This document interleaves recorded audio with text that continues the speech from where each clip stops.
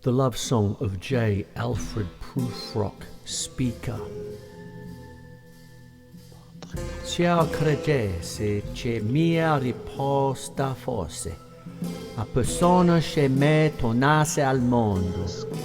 Questa fiamma staria senza più scorse, ma per ciò che gimmai di questo fondo non torno vivo alcun sia do il vero, senza tema di infamia ti rispondo.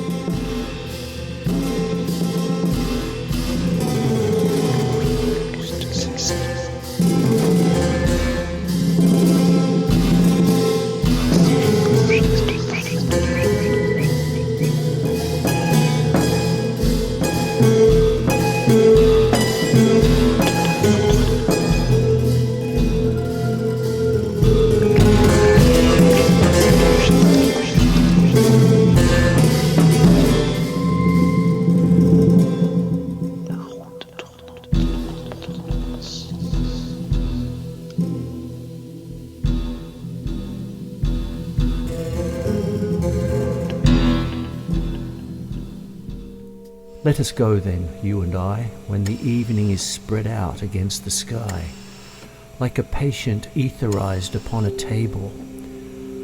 Let us go through certain half-deserted streets, the muttering retreats of restless nights in one-night cheap hotels and sawdust restaurants with oyster shells.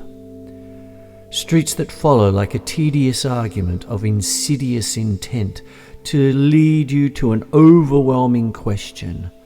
Oh, do not ask, what is it? Let us go and make our visit. In the room the women come and go, talking of Michelangelo. The yellow fog that rubs its back upon the window panes, the yellow smoke that rubs its muzzle on the window panes, licked its tongue into the corners of the evening, lingered upon the pools that stand in drains. Let fall upon its back the soot that falls from chimneys, slipped by the terrace, made a sudden leap, and seeing that it was a soft October night, curled once about the house and fell asleep. And indeed there will be time for the yellow smoke that slides along the street, rubbing its back upon the window panes. There will be time to prepare a face to meet the faces that you meet. There will be time to murder and create, and time for all the works and days of hands that lift and drop a question on your plate. Time for you and time for me, and time yet for 100 indecisions and for 100 visions and revisions before taking of a toast and tea. In the room the women come and go, talking of Michelangelo.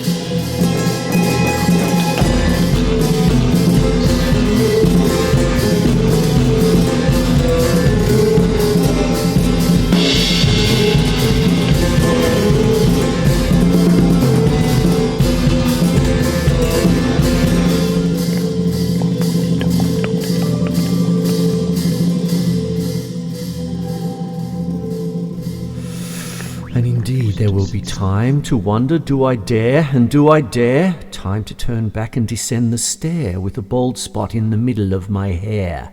They will say, how his hair is growing thin, my morning coat, my collar mounting firmly to the chin, My necktie rich and modest, but asserted by a simple pin. They will say, but how his arms and legs are thin. Do I dare disturb the universe? In a minute there is time for decisions and revisions which a minute will reverse. For I have known them already, known them all, have known the evenings, mornings, afternoons. I have measured out my life with coffee spoons. I know the voices dying with the dying fall beneath the music from a farther room. So how should I presume? And I have known the eyes already, known them all, the eyes that fix you in a formulated phrase. And when I am formulated, sprawling on a pin, when I am pinned and wriggling on the wall, then how should I begin to spit out all the butt ends of my days and ways? And how should I presume? And I have known the arms already, known them all, arms that are braceleted and white and bare, but in the lamplight downed with the light brown hair. Is it perfume from a dress that makes me so digress? Arms that lie along a table or wrap about a shawl. And should I then presume, and how should I begin? Shall I say I have gone at dusk through narrow streets and watched the smoke that rises from the pipes of lonely men in shirt sleeves leaning out of windows? I should have been a pair of ragged claws scuttling across the floors of silent seas.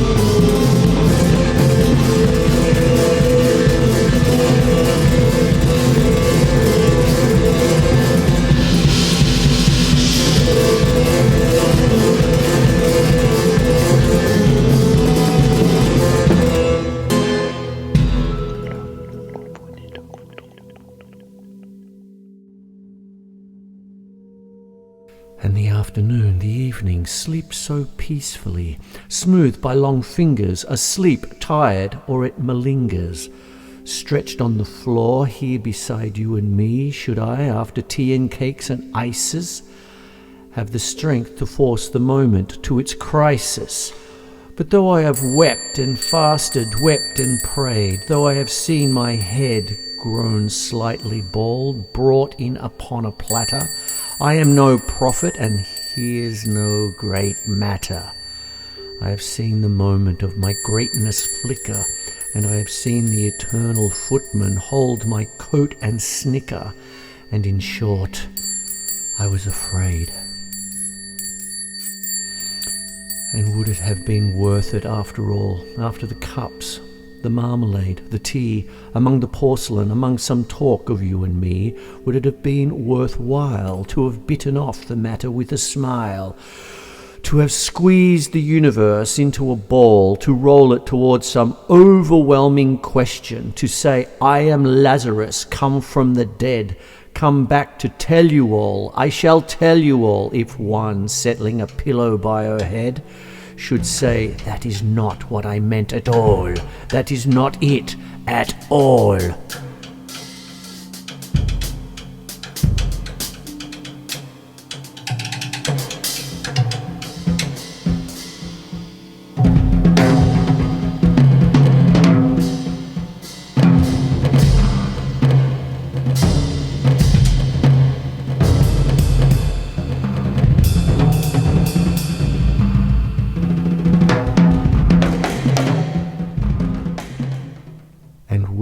have been worth it after all? Would it have been worthwhile after the sunsets and the dooryards and the sprinkled streets, after the novels and after the teacups, after the skirts that trail along the floor, and this and so much more? It is impossible to say just what I mean, but as if a magic lantern through the nerves in patterns on a screen, would it have been worthwhile if one settling a pillow or throwing off a shawl and turning towards the window should say, "That is not it at all. That is not what I meant at all."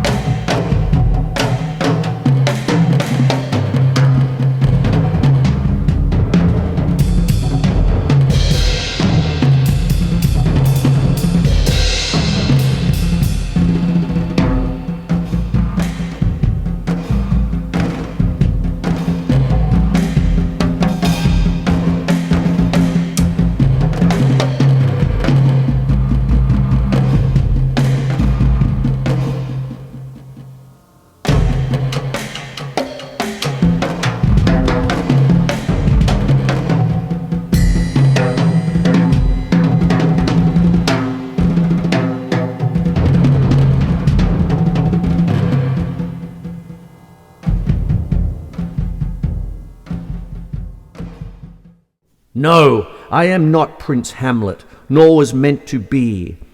Am an attendant lord, one that will do, to swell a progress, start a scene or two, advise the prince, no doubt, an easy tool, deferential, glad to be of use, politic, cautious and meticulous, full of high sentence, but a bit obtuse, at times indeed almost ridiculous, almost at times the fool. I grow old, I shall wear the bottoms of my trousers rolled. Shall I part my hair behind? Do I dare to eat a peach? I shall wear white flannel trousers and walk upon the beach. I have heard the mermaids singing each to each. I do not think that they will sing to me.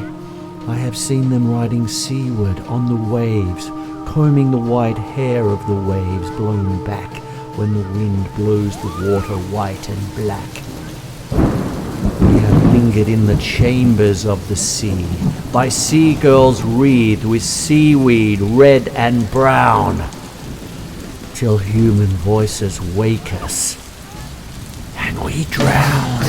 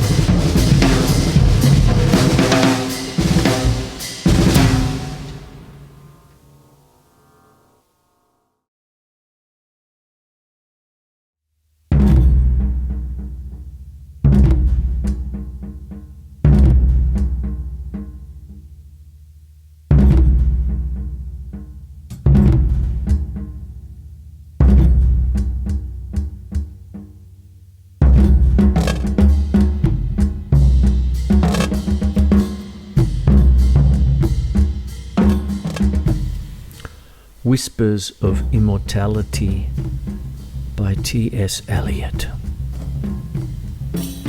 Webster was much possessed by death, and saw the skull beneath the skin, and breastless creatures underground leaned backward with a lipless grin. Daffodil bulbs instead of balls stared from the sockets of the eyes. He knew that thought clings round dead limbs, tightening its lusts and luxuries. Don, I suppose, was such another, who found no substitute for sense to seize and clutch and penetrate, expert beyond experience. He knew the anguish of the marrow, the ague of the skeleton. No contact possible to flesh allayed the fever of the bone. Grishkin is nice. Her Russian eye is underlined for emphasis. Uncorseted, her friendly bust gives promise of pneumatic bliss. The couched Brazilian jaguar compels the scampering marmoset with subtle effluence of a cat. Grishkin has a maisonette. The sleek Brazilian jaguar does not in its arboreal gloom distill so rank a feline smell as Grishkin in a drawing room. And even the abstract entities circumambulate her charm, but our lot crawls between dry ribs to keep our metaphysics warm.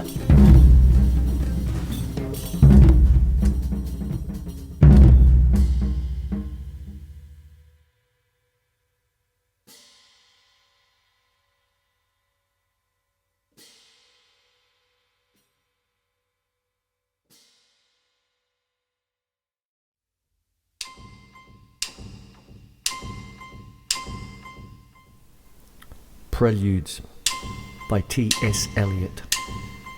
1. The winter evening settles down with smell of steaks in passageways. 6 o'clock. The burnt-out ends of smoky days, and now a gusty shower wraps the grimy scraps of withered leaves about your feet, and newspapers from vacant lots the showers beat on broken blinds and chimney pots. And at the corner of the street a lonely cab horse steams and stamps, and then the lighting of the lamps.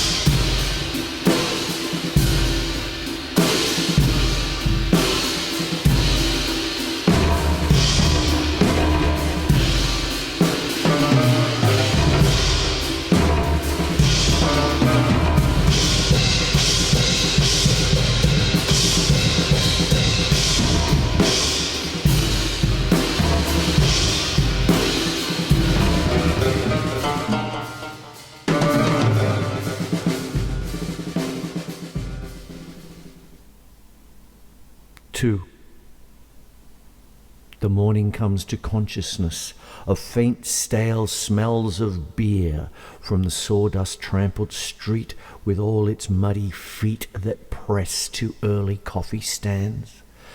With the other masquerades that time resumes, one thinks of all the hands that are raising dingy shades in 1,000 furnished rooms.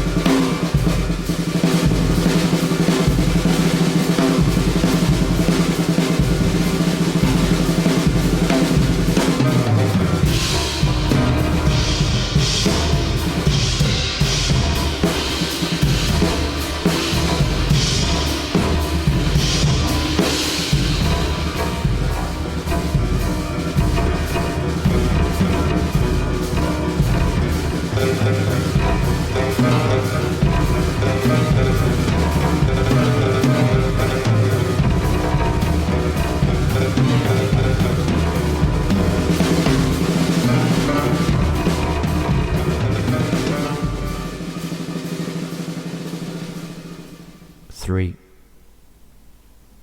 You tossed a blanket from the bed.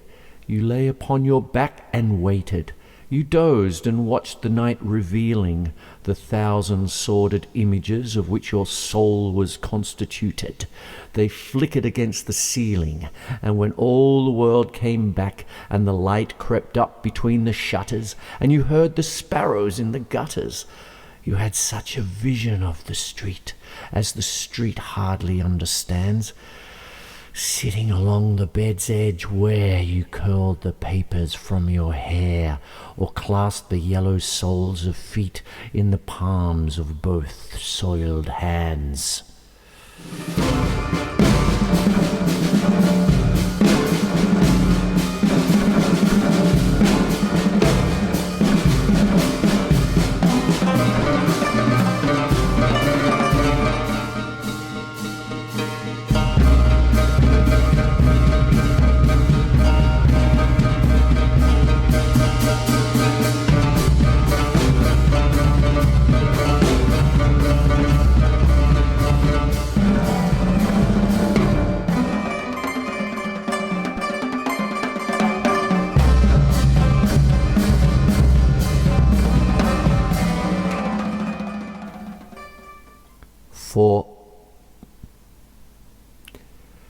His soul stretched tight across the skies that fade beyond a city block or trampled by insistent feet at 4 and 5 and 6 o'clock, and short square fingers stuffing pipes and evening newspapers and eyes assured of certain certainties, the conscious of a blackened street, impatient to assume the world.